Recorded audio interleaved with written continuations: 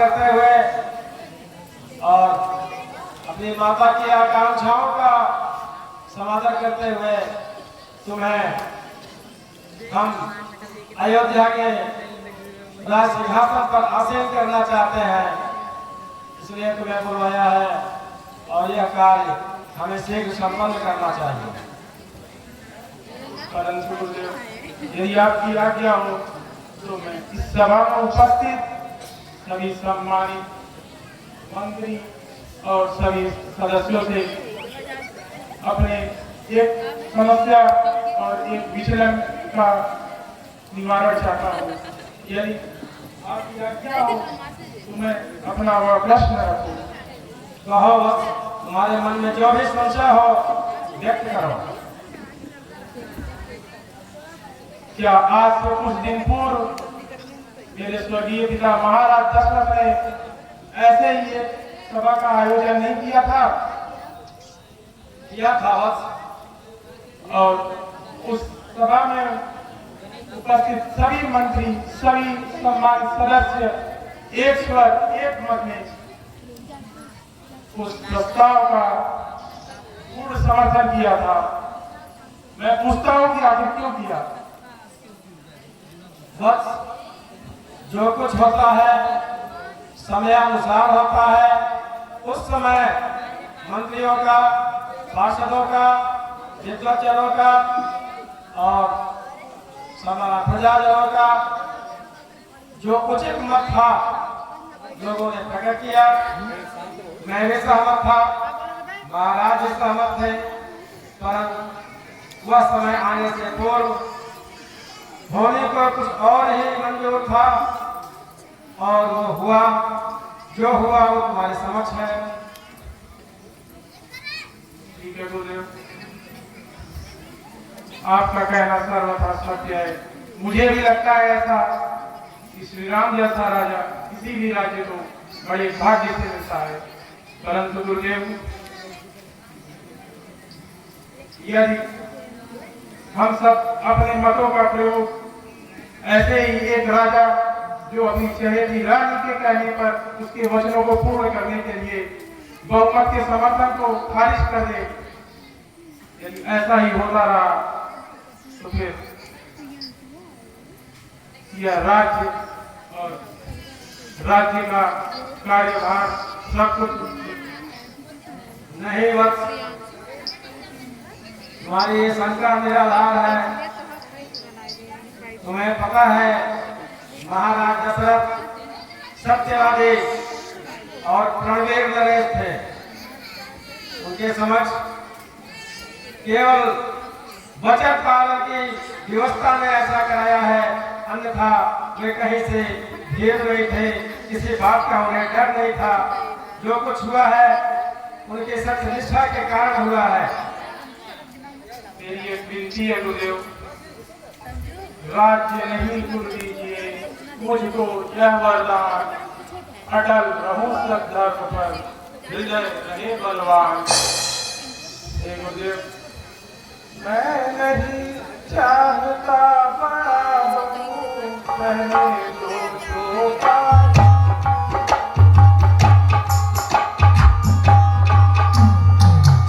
शासन का अनुशासन मत दो, करने दो सेवा।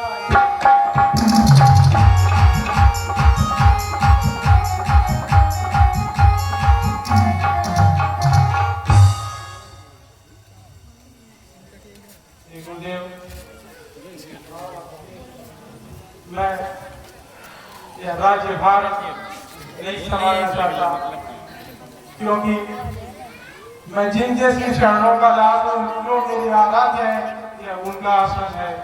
इसलिए मैं यह राज्य सिंहासन कैसे स्वीकार करूं? अतः गुरुदेव, स्वामी उसका बनना अच्छा जो स्वामी पद के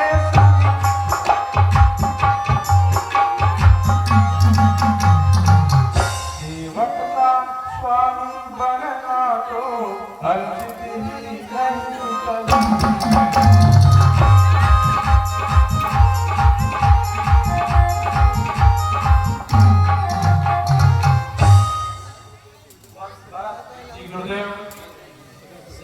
स्वामी बनना तो अनुचित ही नहीं कलंकित है, तुम्हारी ये बात सत्य है। परंतु सेवक जब अपनी इच्छा से स्वामी को विवश करके स्वामी के अधिकार को छीनने का प्रयास करे तब वह दोषी होता है। और इसके साथ एक बात और भी है, माता की तुमको आज्ञा है, तुम शासन करो अयोध्या का।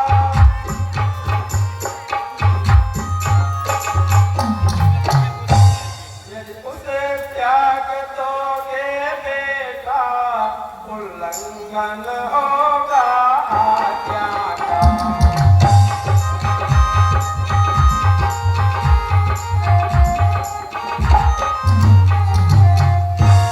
माँ की आज्ञा का उल्लंघन यदि पाप बढ़ा करता है,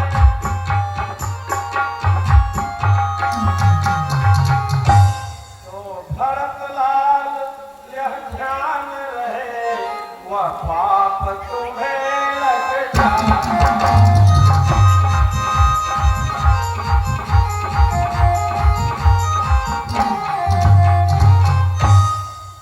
भरत, जी गुरुदेव। इसमें तुम कहीं से अपने मन में हीन भाव मत ले आओ। माता की आज्ञा है, माता पृथ्वी आकाश सबसे बड़ी मानी जाती है, इसलिए माँ की इच्छा, माँ की आज्ञा को स्वीकार करो। परंतु गुरुदेव, मैं माता की आज्ञा का उल्लंघन करता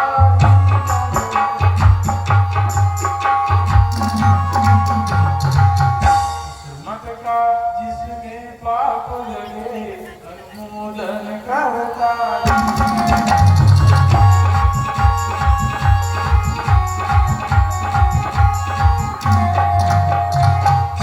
मैं तो यह कहता हूँ भगवन समुचिताचार का।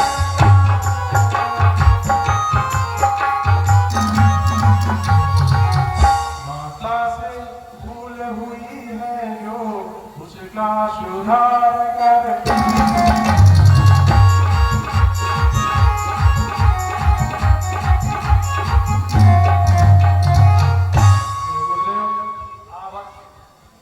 मैं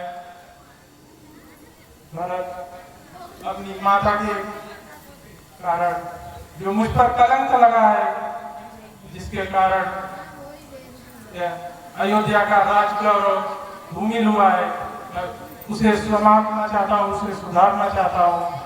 मेरी इच्छा है कि ये सिंहासन, यह राज तिलक, यह राजमुकुट जो इनके योग्य है उन्हीं को प्राप्त हो। अतः ऐसा मुझे लगता है कि भैया राम मुझसे अवस्था में भी ज्येष्ठ और गुरुओं में श्रेष्ठ है।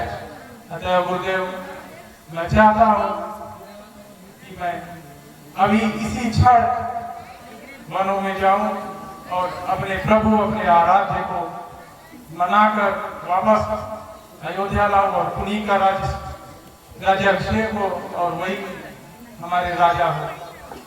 अति उत्तम वत्स, तुम्हारे इस प्रस्ताव से मैं सहमत हूँ और राम को वापस ले आने के लिए तुम्हारे साथ मैं स्वयं मन को चलना चाहता हूँ। तुम्हारा विचार अति उत्तम है।